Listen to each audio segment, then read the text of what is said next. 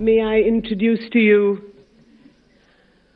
Mr. Hardeep Puri, who retired recently, who retired last year, a year before, from the Indian Foreign Service. His last assignment was as permanent representative of India to the UN in New York, and has since joined the Bharatiya Janata Party. Some would say he never left.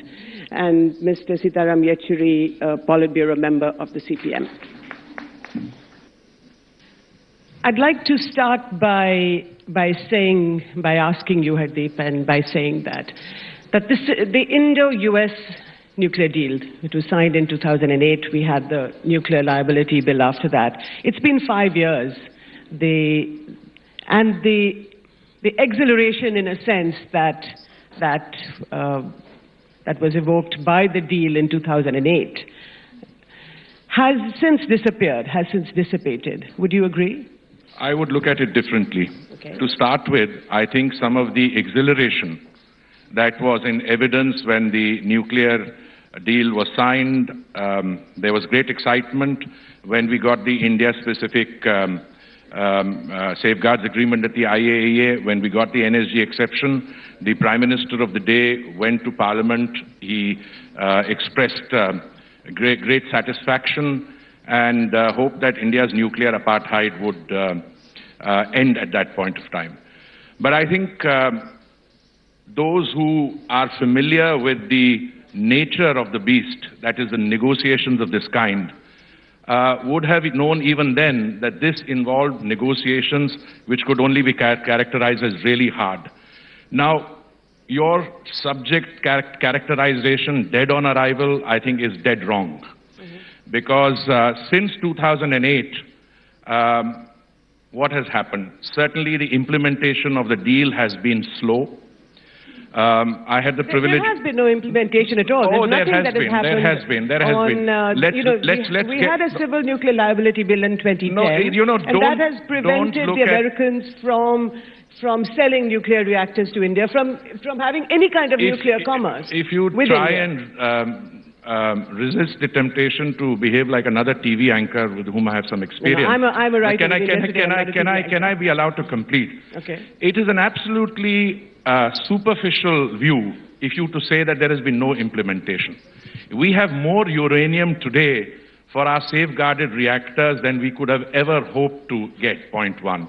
We have civil nuclear cooperation agreements with almost all countries which have a civil nuclear energy program.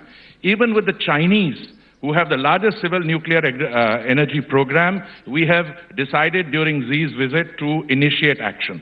Japan is difficult because Japan has doubts which are anchored in Hiroshima and Nagasaki, and then came the Fukushima thing and this whole question mark. Okay. But let me complete. We are today facing a very interesting situation, and that is that when Prime Minister Modi went to Washington, D.C. at the end of September, he decided that all aspects of the nuclear deal which needed to be resolved would be looked at by a contact group. That contact group has had 3 meetings. Yeah, well, the contact group is meeting in London. Well, they extended it by a day. And let's look at it. If the issue is nuclear liability being confined only to the operator, which is the case in most civilian nuclear agreements, well, that is what should have been done there. I had the privilege of sitting on the table with my friend Sanjay Baru, and he said UPA 1 produced the nuclear deal, and UPA 2 killed it.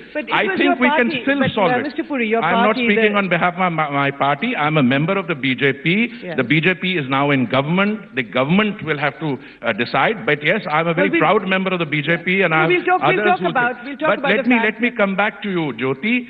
I think both sides, India and the United States, should try and resolve the remaining issues, and I was then and I continue to be now cautiously optimistic.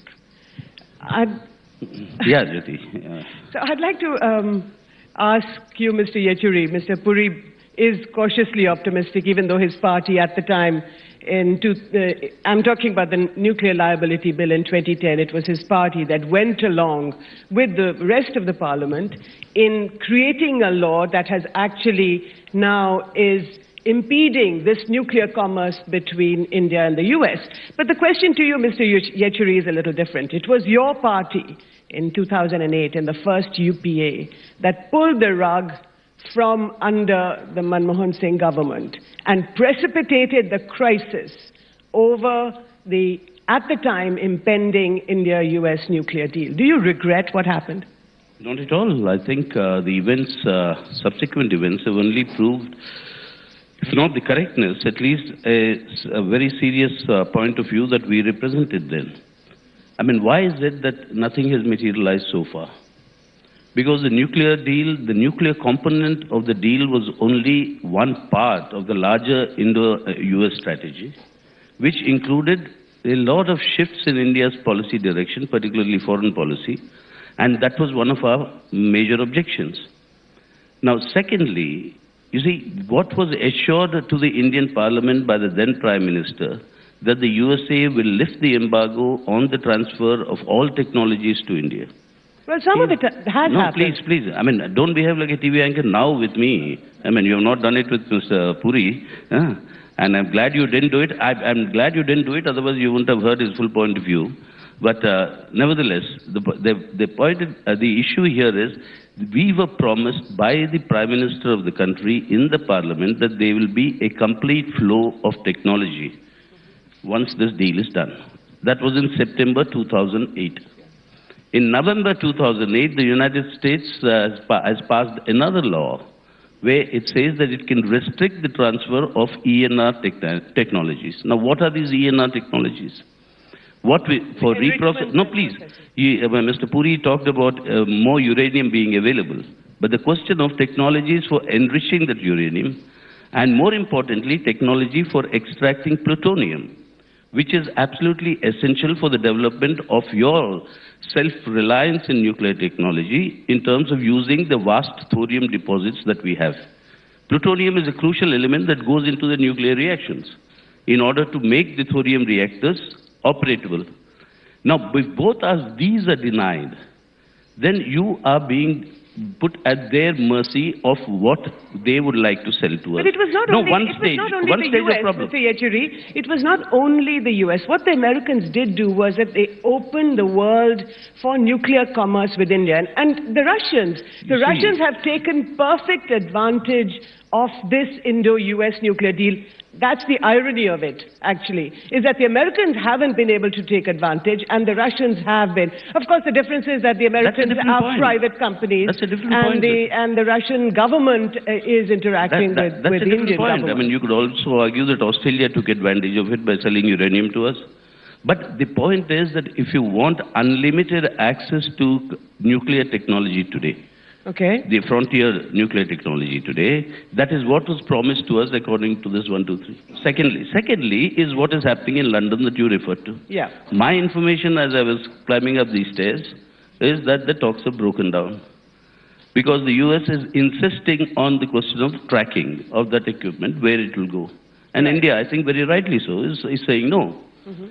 Now, that is where the talks have broken down. So it's not only a question of the civilian nuclear deal in terms of the liability, whether the supply takes it or not. After Fukushima, please let me, if I may tell you, I mean, Mr. Puri has been a seasoned diplomat, but Japan is also wary of this question of only the operator's liability after Fukushima. And that is why they are also very reluctant to get into any such agreements with India separately. Right. Now, given this fact, and I have on record here what our Foreign Minister, Mrs. Sushma Swaraj, said in September 2014, saying that we now have a stronger government in India. After the Bhopal tragedy, we cannot accept that the liability will only be with the operator and not the supplier. Okay.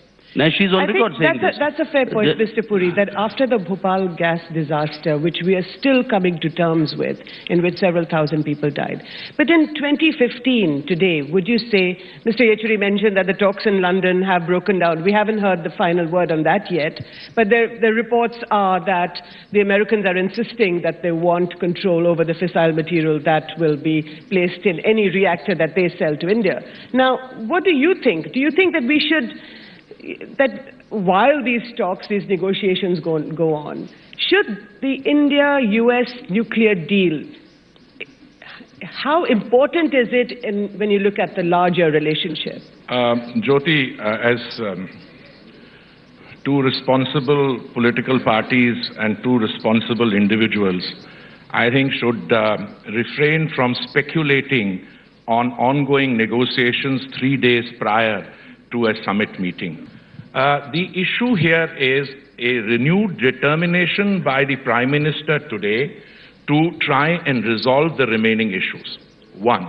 Two, my personal understanding, based on the limited discussions I have had, and I live in New York and therefore I don't have the privilege of ready access here, is that the solution has to be found within the four corners of the legislation which we have in place. I mean, if we were to try and have a discussion on amending that legislation, it But would are be you in unrealistic. favor, so you don't think the legislation itself should be amended? No, you cannot amend it even if you wanted to. I mean, I'm Okay. placing a hypothetical But do you think, situation. We don't have the numbers. do you think it's a good legislation? Well, look, I personally, if you ask me, and I said this then to Shankar Menon and I said it to Arun Jaitley then, Okay. that we should have used the international norms which were prevailing then, which were in terms of operator liability as the benchmark, and we should have positioned our legislation accordingly. So you're There is critical. only one. So you are critical of the legislation. Who am I to be critical No, or no, not? you are a Into- member of the BJP. Well, You were I'm a former, member of the BJP and diplomat. I So was I'm just, the question is, you know the issues well. Let me tell you what happens. yeah. I don't think that the government of the day then, when the nuclear liability bill was enacted, when it was legislated, at that point of time, did enough to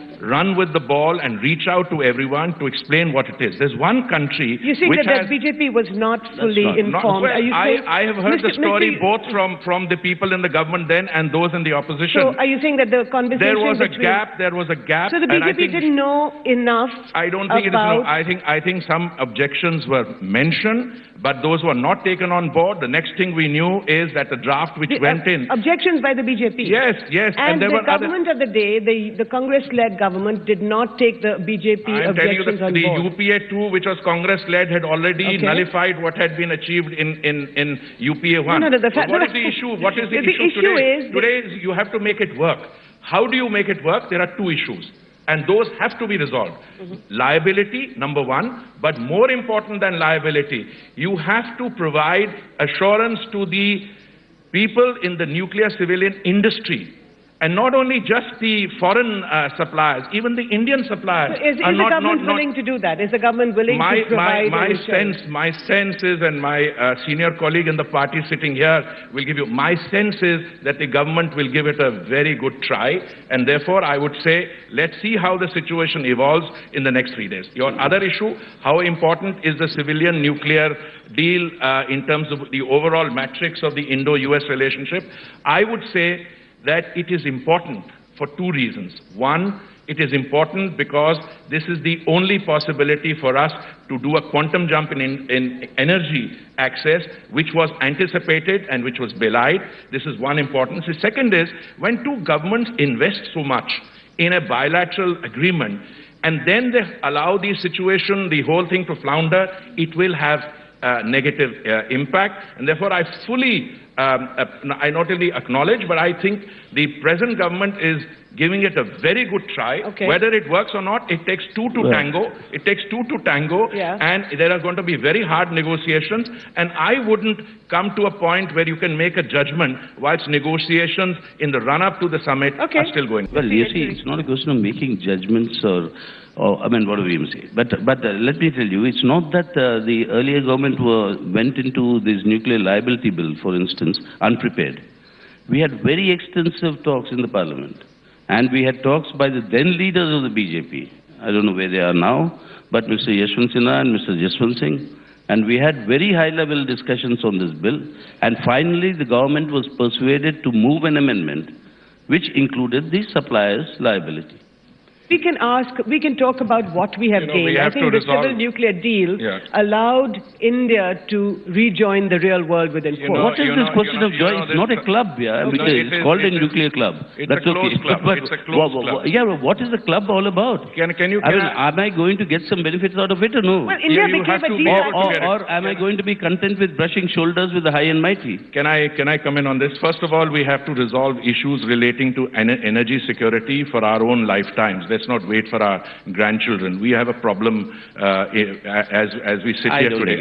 Number one. 60% of your energy comes from fossil fuels, and there's not much scope there. You can spend billions of dollars importing coal from Australia. Who told you there's not much scope there? No, you can. Not the Indian side. One second. No, not the Indian side. Let me just ask you another question.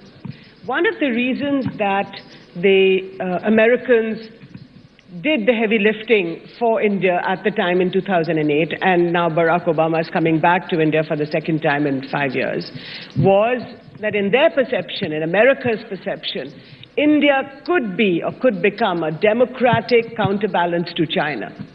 Mm-hmm. And the Chinese, as you know, have been a nuclear power for some years. They are a permanent member of the Security Council. Do you think in 2015 that China and India and America, how do you look at this triumvirate relationship? Well, you see, first of all, let me at least put the record straight for Mr. Puri, because I always considered that Mr. Puri as a diplomat was much better than Mr. Puri as the BJP. Now, you say put the record straight. No, okay, please. 39 years as a diplomat and 1 year in the BJP. That has made it worse. Give me a little time. I might evolve. I might evolve even here. Mr. Puri, that is the unequal relationship. 39 years to 1 year, and USA to India in the nuclear deal. That is the balance.